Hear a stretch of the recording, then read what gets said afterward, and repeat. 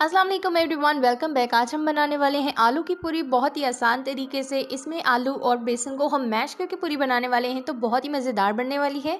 चलिए इंग्रेडिएंट्स की तरफ चलते हैं। 1 चम्मच ज़ीरा, राई का पाउडर ले लेते हैं 1 छोटा चम्मच।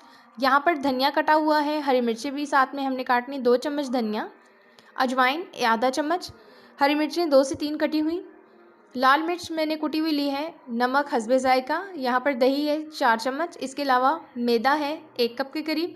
आलू मैंने 3 मीडियम साइज़ के बॉईल कर लिए थे अच्छे से और उन्हें मैंने मैश कर लिया है। अब इसमें बारी बारी हम सारे इंग्रेडिएंट्स शामिल करेंगे। अभी हमने डाल दिया है ज़ीरा, अब हम डाल देते हैं कुटी हुई लाल मिर्च पाउडर, पाउडर भी आप शामिल कर सकते हैं। अब मैंने हरी मिर्च डाल दी है। यहाँ पर अब मैं डाल दूँगी राई का पाउडर, इसके अलावा अजवाइन इसमें शामिल कर देते हैं। अब हम इसमें डाल देंगे हरा धनिया और नमक आप अपने हिसाब से ऐड करें।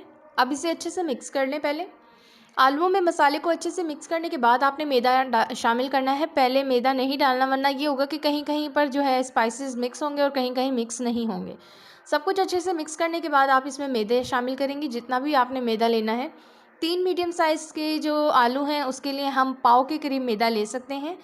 और अब हम इसमें डाल देंगे दही। दही हमने 4 बड़े चम्मच डाल देने हैं। अगर ज़्यादा की ज़रूरत पड़े तो आप ज़्यादा भी ऐड कर सकती हैं। ये डिपेंड करता है कि आपका जो डो आप तैयार कर रही हैं वो थिक है या फिर वो पतला हो गया। ज़रूरत पड़ने पे पानी या फिर दूध का इस्तेमाल करें। मैं तो पानी डाल रही हूँ, अगर आप चाहें तो इसमें दूध भी शामिल कर सकते हैं। आप चाहें तो इसमें बेकिंग सोडा भी ऐड कर सकते हैं, लेकिन मैं बेकिंग सोडा मुझे पसंद नहीं है तो मैं इसमें ऐड नहीं कर रही हूँ। अब इसे नॉर्मल तरीके से गूँधेंगे, जैसे कि एक आटा गूँधते हैं, और इसकी डो को हमने ज़्यादा सख्त नहीं करना है, वरना ये अच्छे से फूलेंगे नहीं। यहाँ पे 10 मिनट इसे रखते हैं। अब क्या करेंगे, हम इसको नॉर्मल पेड़े की तरह ले लेंगे, जैसे घर में हम नॉर्मल पेड़ा बनाते हैं। उसको हमने हाथों की मदद से प्रेस करना है। प्रेस करते हुए हमने याद रखना है कि नीचे हमने मैदा लगा लेना है, वरना ये क्या है चिपक जाएगा और ये उतरेगी नहीं। क्योंकि अभी ये जो है आलूओं के साथ मैश हुई हुई है और आलूओं में क्या होती है पानी होता है, जिसकी वजह से मैदा बार बार पतला हो रहा है। ऑयल आपने मीडियम फ्लेम पे गरम करके रखना है, ना तो ज़्यादा गरम हो और ना ही ठंडा हो। ठंडा होगा तो आपकी पूरी पकेगी नहीं, कड़क हो जाएगी, और अगर ज़्यादा गरम होगा तो पूरी आपकी जल जाएगी। मीडियम फ्लेम पे मैंने 10 मिनट तक जो है ऑयल को गर्म किया था, उसके बाद पूरी शामिल की है और पूरी को हमने ऐसे ही प्रेस करना है जैसे कि मैं कर रही हूँ।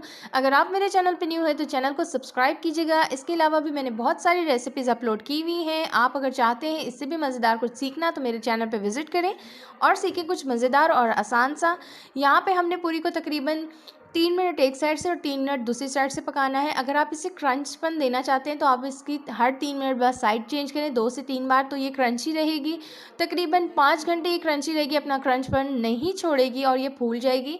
मैंने तो इसे फटाफट से पका लिया है, लेकिन अगर आप इसे टाइम देंगी तकरीबन 2 से 3 घंटे तो ये बहुत अच्छी बनने वाली है। मुझे जल्दी से लगी थी भूख, तो मैंने जल्दी जल्दी से इसे पका लिया है, लेकिन ये फूल रही है जैसे कि एक पूरी को फूलना चाहिए। इसके अलावा भी अगर आप चाहते हैं कि मैं कोई रेसिपी ट्राई करूं तो आप मुझे कमेंट सेशन में बोल सकते हैं कि मैं आपकी बताई हुई रेसिपी ज़रूर ट्राई करूंगी। ये रेसिपी आप लंच में या डिनर में भी ले सकते हैं। ये इतनी क्विक रेसिपी है कि अगर आपको 10 मिनट में भी कुछ पकाना है तो आप इसे ये बना सकते हैं। इसके लिए हम साथ में ग्रीन चटनी या फिर मीठी चटनी का इस्तेमाल भी कर सकते हैं। तो आप लोगों ने ये पूरी ज़रूर इस्तेमाल करनी है और मुझे ज़रूर बताना है कि आपने ये रेसिपी ट्राई की तो वो कैसी बनी थी। यहाँ पर पूरी का कलर चेंज हो चुका है, चारों तरफ से ये पक चुकी है। अब मैं इसे सर्व कर लूँगी। लीजिए, गर्मा गर्म पूरी तैयार है। अगर आपको मेरी ये रेसिपी पसंद आई है तो इसे लाइक कीजिएगा। Thanks for watching. अल्लाह हाफ़िज़।